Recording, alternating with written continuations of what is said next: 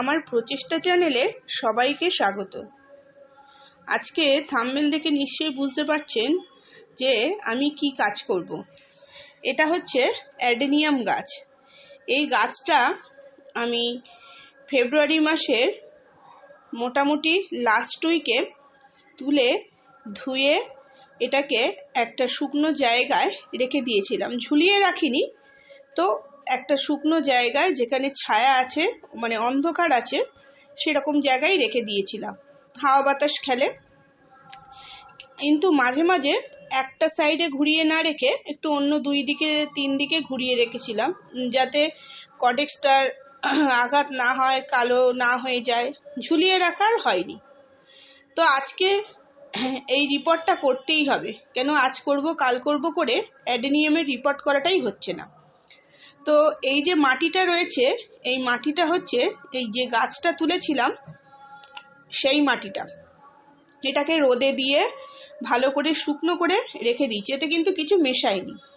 তো আমি তলায় আর এর মধ্যে যেহেতু নার্সারি থেকে যে সিন্ডার দেওয়া ছিল, সেই গতবার রিপোর্টের সময় সেই সিন্ডারগুলো বালির সঙ্গে মিশিয়ে একেবারেই দিয়ে দিয়েছিলাম গাছটার তলায়। গাছটা তখন একটু ছোট ছিল।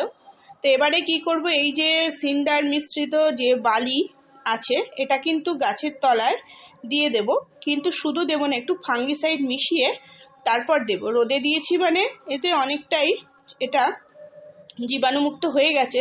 কিন্তু অ্যাডেনিয়াম যেহেতু এই একবারই রিপোর্ট করব, এখন তো এবছরটা পুরো রিপোর্ট করব না, একটা বর্ষা খাবে, সেই জন্য একটু ফাঙ্গিসাইড মিশিয়ে দিলাম। শিকড়গুলো যখন গাছের মধ্যে যাবে তখন যেন বর্ষার সময় কোনো অসুবিধা না হয়। আর বলে রাখি, আমি অ্যাডেনিয়ামের কাটিং কিন্তু নভেম্বর মাসে করেছিলাম। তো নভেম্বর মাসে কাটিং করার সময় একদমই যখন কাটিং করেছিলাম তখন গাছে কিন্তু একটুও জল দিইনি। তো সেই জন্য তখন কোনো ফাঙ্গিসাইডও কিন্তু লাগাইনি। কিন্তু যখন এই ফেব্রুয়ারি মাসের এই লাস্ট উইকে যখন এটাকে তুলে রাখছিলাম, তখন কিন্তু সেই কাটিংগুলো যেগুলো দেখেছিলাম যে একটা দুটো কাটিং আর একটু ভালো করলে হবে, সেই যেখানে যেখানে একটু খারাপ আছে একটু ফাঙ্গিসাইড একেবারে লাগিয়েই রেখে দিয়েছিলাম। তো এখানে দেখুন নিয়েছি যে কনস্ট্রাকশনের যে বালি, একটু হচ্ছে ভার্মি কম্পোস্ট, একটু ফাঙ্গিসাইড আর একটু হাড় গুঁড়ো। এছাড়া বিশেষ কিছু আমি নিইনি। এটা ভালো করে সুন্দর করে মিশিয়ে নেব। মিশিয়ে নিয়ে অ্যাডেনিয়াম গাছটা বসিয়ে দেব। অ্যাডেনিয়াম গাছ কিন্তু খুব বেশি যে খাবার লাগে তা না, আমি জৈবভাবেই করি। তো রাসায়নিকভাবে অ্যাডেনিয়াম গাছ আমি কোনোদিন করিনি, কিন্তু এবারে ইচ্ছা আছে একটু দেব রাসায়নিক খাবার। সেটা কীভাবে দেব পরে বলছি। তো প্রথমে যে মাটিটা ছিল ফাঙ্গিসাইড মিশিয়ে, সেটা তো আমি আমার এই পটটাতে রেডি করেছি। একটা শ্যালো পটে দিলে এটা খুব ভালো হয়। গাছটার যখন কডেক্স ছোট থাকে তখন একটু ছোট পটে ঠিক আছে। অ্যাডেনিয়ামটা কিন্তু আমি একটু সোজা করেই লাগাবো, শুধু শিকড়গুলো জাস্ট মাটির এই বালির মধ্যে চলে যাবে। আর পুরোটাই উঁচু করে একটু অ্যাডেনিয়াম লাগাতে হয়, মানে যতটা কর্ডেক্স মাটির তলায় তৈরি হয়েছে সেইটা ভালো করে ধুয়ে পরিষ্কার করেই তবেই সেটাকে কিন্তু লাগিয়ে দিতে হয়। আর শিকড়গুলো তলায় দিয়ে দিতে হয়। যে মাটিটা আমি তৈরি করেছি দেখছি একটু কম হচ্ছে, তো আরেকটু তৈরি করে আমি দিয়ে দেব। দিয়ে কি করব, ওপরে একটা দুটো ছোট ছোট শিকড় আছে সেগুলো কেটে দেবো। এগুলোতে আমি আর ফাঙ্গিসাইড দেব না। আর তলার যে শিকড়গুলো রয়েছে খুব হেলদি আছে, কোনো অসুবিধা নেই। তো সেইগুলো ভালো করে করে আঙুল দিয়ে মাটির তলায় টিপে টিপে সাপোর্ট মানে ঢুকিয়ে দেব শিকড়গুলোকে, যাতে ভালো করে সাপোর্টটা পায়। আর গাছটা কিন্তু একেবারে আমি পুরো উঁচু করেই বসাবো, জাস্ট বসিয়ে রাখার মতো। তবে যতটুকু দেখছেন আমি খাবার মিশ্রিত মাটি দিয়েছি, আরেকটুখানি আমি এর মধ্যে দিয়ে দিচ্ছি, দিয়ে গাছটাকে বসিয়ে দেব। আর যেহেতু গাছটা একটু আলগাভাবে ওপরে বসানো মতো আছে, যতক্ষণ না শিকড় ধরে নেবে ততক্ষণ গাছটা কিন্তু যেন কোনো কিছুতে আঘাত না লাগে বা গাছের ওপর কোনো কিছু না পড়ে সেটা খেয়াল রাখতে হবে। তাহলে গাছটা আবার কাত হয়ে যেতে পারে। যেহেতু সোজাভাবে এটার একটা শেপ দেওয়ার আমি চেষ্টা করছি। তো এইখানে দেখুন যে ওপরটায় এই যে আমি কালো রঙের যে জিনিসটা দিচ্ছি, এটা হচ্ছে নিম কেক পাউডার। এটা অনলাইন থেকে নিয়েছি, খুব ভালো আসেনি, তো ঠিক অল্প করেই দিলাম। পরে আমি আগের একটা ভালো নিম খোল ছিল, সেটা খুব সুন্দর ছিল, এটা মনে হচ্ছে আমার একটু গন্ডগোল হয়েছে, সেই জন্য আর বেশি দিতে ভয় পাচ্ছি আর কি। তবুও দিলাম অল্প করে একটু নিম খোল এর মধ্যে দিয়ে দিলাম। দিয়ে দেখুন গাছের ওপরটায় দিয়ে ভালো করে করে যে শিকড়গুলো আছে আমি আঙুল দিয়ে চেপে চেপে গাছটাকে মানে সেট করার চেষ্টা করছি। হ্যাঁ, গার্ডেনিয়াম গাছ বসাতে এটা করতে একটু সময় লাগে। তাড়াহুড়ো করে করলে হয় গাছটা কাত হয়ে যাবে, নয় শেপটা হবে না। তো এই পুরো মার্চ মাসটাই আমি অ্যাডেনিয়ামে এইভাবে আরও যে গাছগুলো আছে সেগুলো কিন্তু রিপোর্ট করব। এই গাছটা কিন্তু দুটো এর গ্রাফটিং করা ডাল আছে, একদিকে একটা সাদা আছে আর একদিকে একটা লাল, যেটা হচ্ছে খুব কমন ভ্যারাইটি, সেটা ফুল ফুটলে আপনাদের সঙ্গে দেখাবো। হ্যাঁ, সেই ডালটা এখানে আছে। তো যাই হোক, গাছটা খুব সুন্দর, কিন্তু একটা সমস্যা কিন্তু এই গাছে আছে। এবার কি তার রেজাল্ট হয়, সেটা কেমন হয় সেটা আপনাদের সঙ্গে দেবো। সেই জন্য এই গাছটা আমি শুধু এই গাছটাকে নিয়েই রিপোর্ট করছি এবং পুরোপুরি সব কিছু মেনটেন করার চেষ্টা করছি। বিভিন্ন রকম ভিডিওতে বিভিন্ন রকম জিনিসই দেখায়, তো নিজে করতে করতে তার একটা অভিজ্ঞতা পাওয়া যায়। তো গাছটাতে হচ্ছিল কি, ফুলগুলো কিন্তু সব সময় ফোটে না, কুঁড়িগুলো ঝরে যায়। হ্যাঁ, এক দুবার কুঁড়ি ফুটেছে, তার ফটো আমার দেয়া আছে বিভিন্ন কোনো এক ভিডিওতে, কিন্তু বেশিরভাগ সময় অ্যাডেনিয়ামের এই কুঁড়িটা ফোটে না। তো এইবার একটু ট্রিটমেন্ট করব, সেই জন্যে ভালো করে গাছটাকে আগে নতুন করে রিপোর্ট করে নিচ্ছি। এখানে দেখুন যে সরু সরু শিকড়গুলো দেখা যাচ্ছে, এগুলো সবগুলো কিন্তু আমি কেটে দেবো না, দুটো একটা এর মধ্যে কেটে দেবো, বাকিগুলো মাটির মধ্যে দিয়ে দিলে পরে এইগুলোই মোটা হয়ে একটা দারুণ শেপ নেবে কিন্তু। হ্যাঁ, তো যাই হোক, এর মধ্যে একটু ফাঙ্গিসাইড লাগিয়ে দিচ্ছি।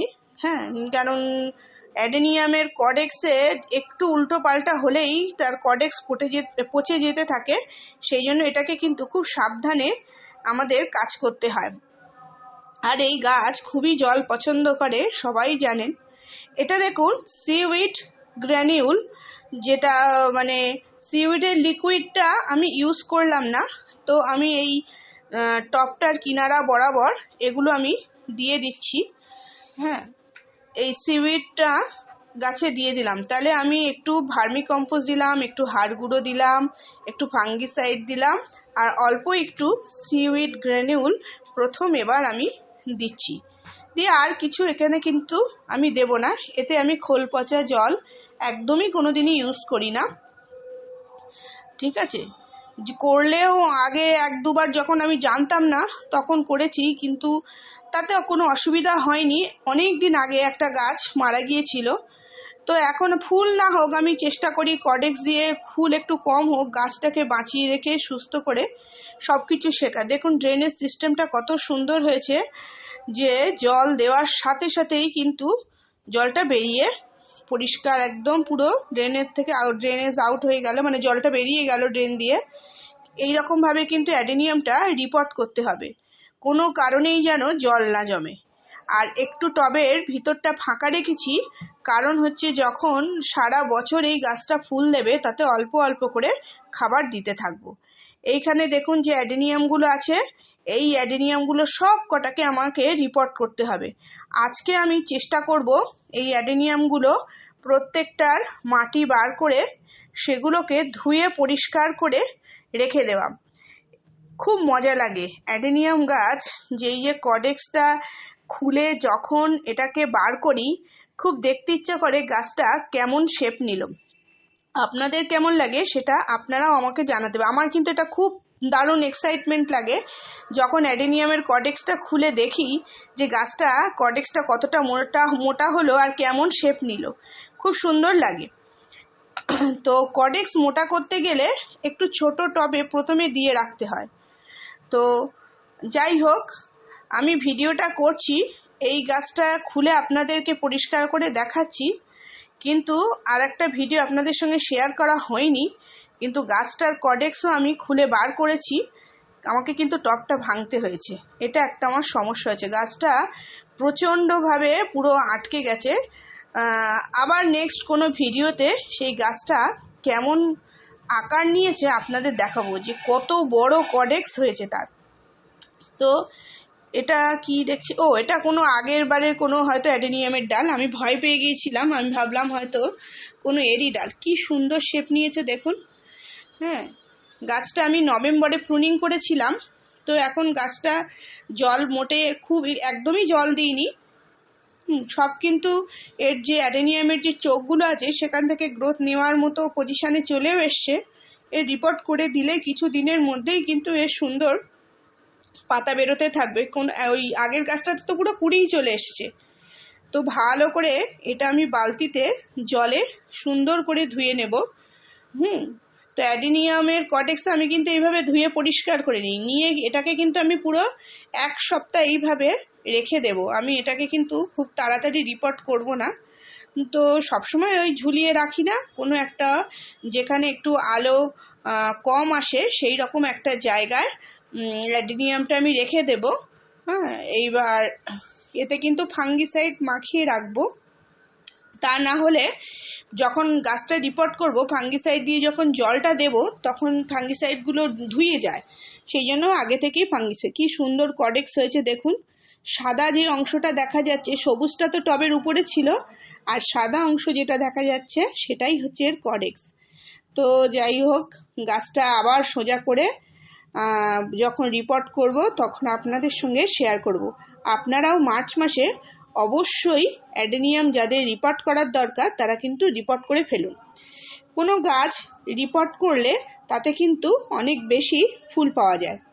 তো অ্যাডেনিয়াম গাছে আমি কি কি কেয়ার করি এইবার থেকে আমি প্রতিটা ভিডিও আপনাদের সঙ্গে শেয়ার করব। খুব বেশি দামি খাবার দেব না। এই যে গাছগুলো সেট হয়ে যাবে, আমি এবার করব কি, ঠিক করে রেখেছি একটু ডিএপি আমি ইউজ করব।